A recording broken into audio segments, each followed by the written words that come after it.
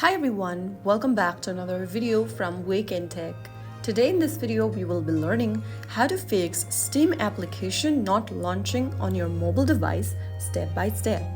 First of all, go ahead and make sure that your device you are using is connected to a stable internet and then launch open Google Play Store or your App Store.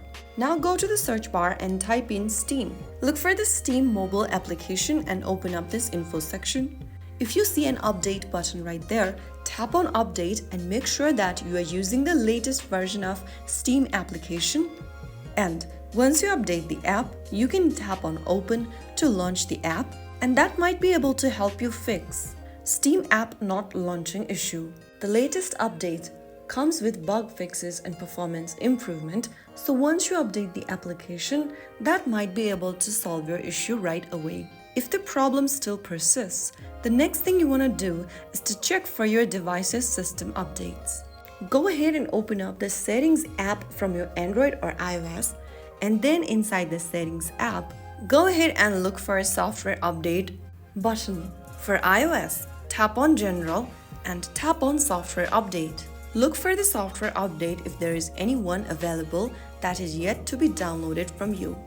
After checking, if there is an update available, tap on Update right away and download the latest software update for your operating system.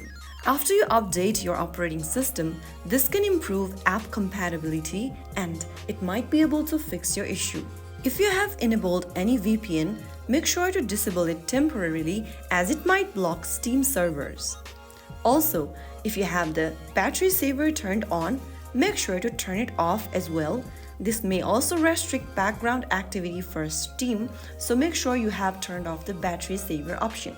After making sure you have all of these features enabled or disabled as shown, you can easily fix Steam application not working or launching issue.